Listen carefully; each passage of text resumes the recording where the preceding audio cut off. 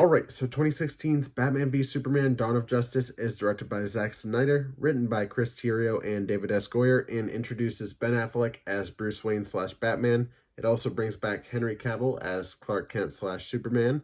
We also get introduced to Gal Gadot as Diana Prince slash Wonder Woman, brings back Amy Adams as Lois Lane, introducing Jeremy Irons as Alfred, Lawrence Fishburne as Perry White, coming back from Man of Steel, Diane Lane coming back from Man of Steel as Martha Kent. New to this film, Holly Hunter as Senator Finch. And the villain of this film, or at least one of them, is Lex Luthor, played here by Jesse Eisenberg, which is a very controversial casting choice for that character. And I won't lie, I don't like Jesse Eisenberg as Lex Luthor. I like him as an actor, which, by the way, I really need to rewatch, or watch all the way through, I should say, The Social Network, and review that for the channel, because I've just heard nothing but good things about that movie. But yeah, he is just not right for this role, and honestly, at times, he kind of sounds like Mickey Mouse, so I will say it. I will go out on, I will die on that hill and say, Jesse Eisenberg is horrible as Lex Luthor, but I don't think it's his fault, and I don't think I'll be dying on that hill alone. But yeah, I think I mentioned everybody in this cast pretty much. And of course, you know, you get introduced to Batman, so they feel the need to show the origin, which, you know, it's done artistically in this movie, but in a lot of movies, it's kind of done artistically, I would say. So, you know, it's not fun to keep seeing it over and over again with so many different reincarnations of Batman. And it's nice that the Batman from 2022 didn't do that. But in this film, excuse me, in this film, Jeffrey Dean Morgan plays Thomas Wayne and Lauren Cohan plays Martha Wayne. You might recognize both of those actors from AMC's The Walking Dead, which is a show that I personally fell off of a long time ago. But yeah, I was debating on making this a spoiler review or not a spoiler review. Honestly, it's been out since 2016. Most people who wanted to watch it probably have already watched it. I'm not going to like spoil everything that happens in the movie, but I will say this, at least in the cast, we also get small cameos from Jason Momoa as Aquaman, Ray Fisher as Cyborg, and Ezra Miller as The Flash. Excuse me, I feel like I have hiccups coming. Terrible feeling. Especially every time I record, I feel like I have hiccups, you know? So I don't want to experience that this time around. But yeah, those cameos. I'll mention that real quick. Terrible cameos, just the way that they're introduced to this universe through emails. Just videos in an email. Just the dumbest shit ever. So, yeah, you know, good job trying to be Marvel. You know, they tried to build Rome in a day. I don't think they succeeded in that. But, yeah, I watched this film back when it came out in 2016 in the theater. And even then, I knew that I hated this movie. And upon rewatching, both times that I've rewatched, you know, I've only seen this movie 3 times, once in theaters and both at home. The both times I watched at home, I watched the Ultimate Edition, which is a rated R cut. Honestly, I think it's just for some extra violence and just to see Ben Affleck's bare ass. But yeah, I mean, it is considered the better version of this movie. It is 3 hours long. You know, for that runtime, does it make this movie better?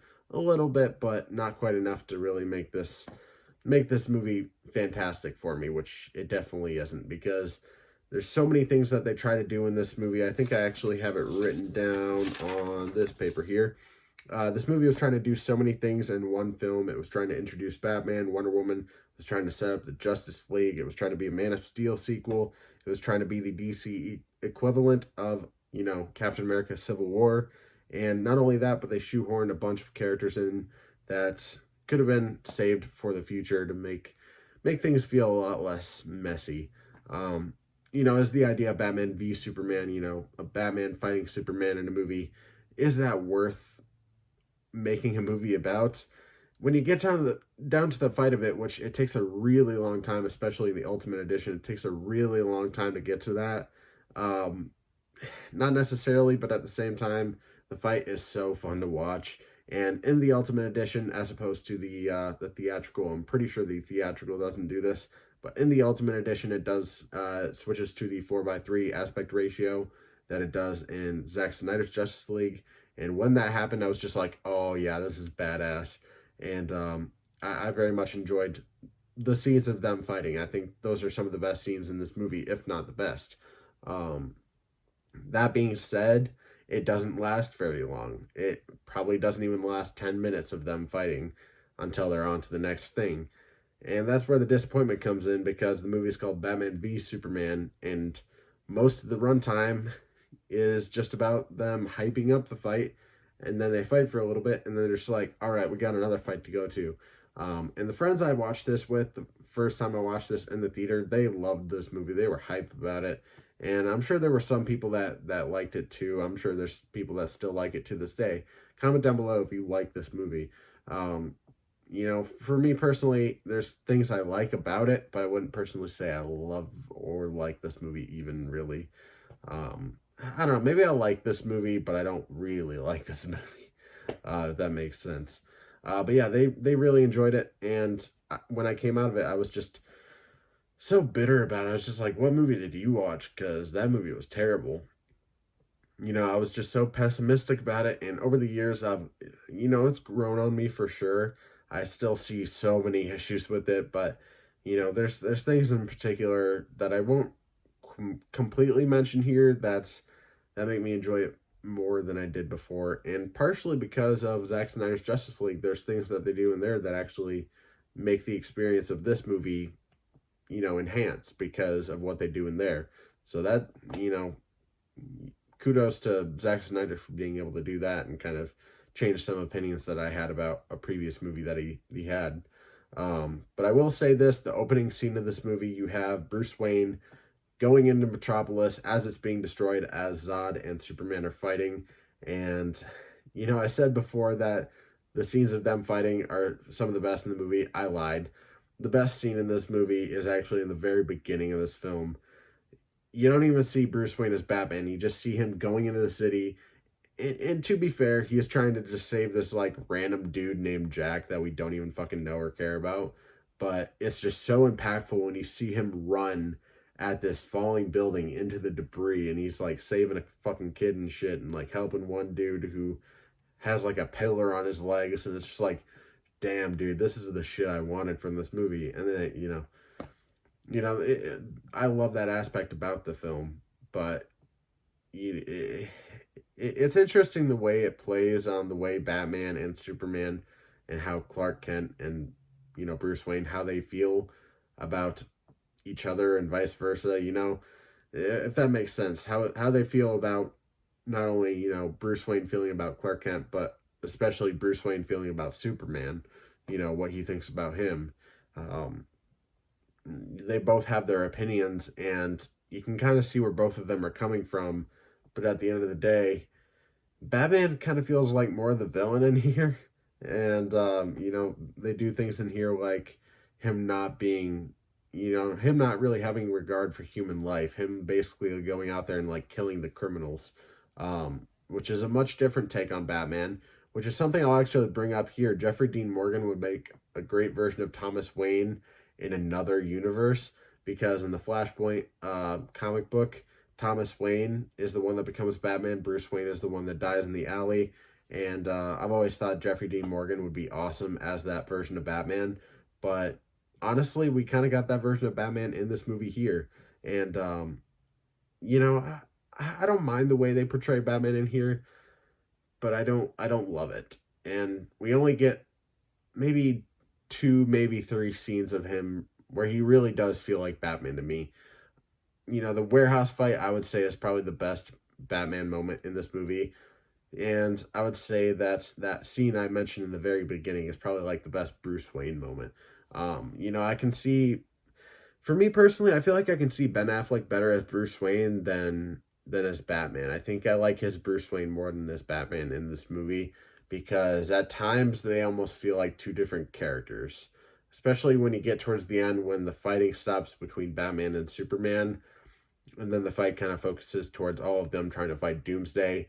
He becomes a little bit more of a comic-y kind of guy, which narratively it's such a huge tonal shift. And I don't know, there's a lot of weird decisions in this movie. Even with the 3-hour runtime, there's things that feel kind of sloppy and messy, and I mean, it's not a great movie in my opinion. It's really not. Um, but yeah, the whole thing about the emails in there, they shoehorned those in just to kind of like introduce the Justice League, and then by the next movie or by the time you get into Justice League, you're like, oh yeah, I kind of know those characters. Oh yeah, I remember that one guy. He was buying milk, and then he just kind of stood there, and then the lights went freaky. And that other guy, he was just kind of floating around in the water, and then he like threw a trident at some shit. And then there was the other guy that just had a whole body made out of a cube.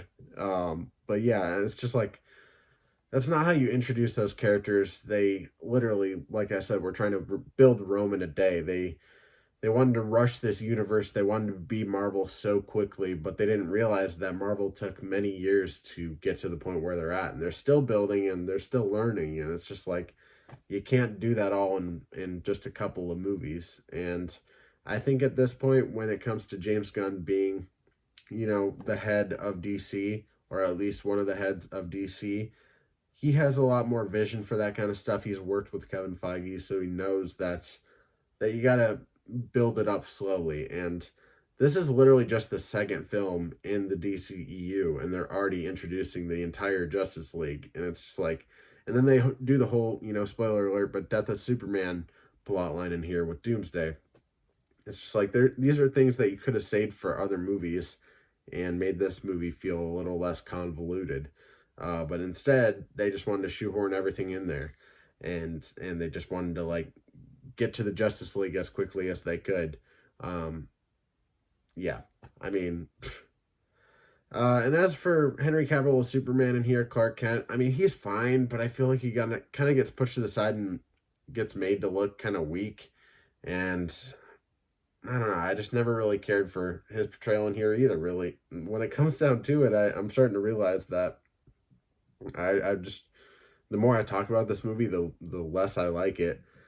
Which is unfortunate because I wanted to come in here and say, oh, it's not all that bad. It's not the worst thing, but, it has not many redeeming qualities for me personally. It has a few really cool scenes that hit hard. I do think that Ultimate Edition is the better version of the film, so I would watch the Ultimate Edition if you were going to watch this movie.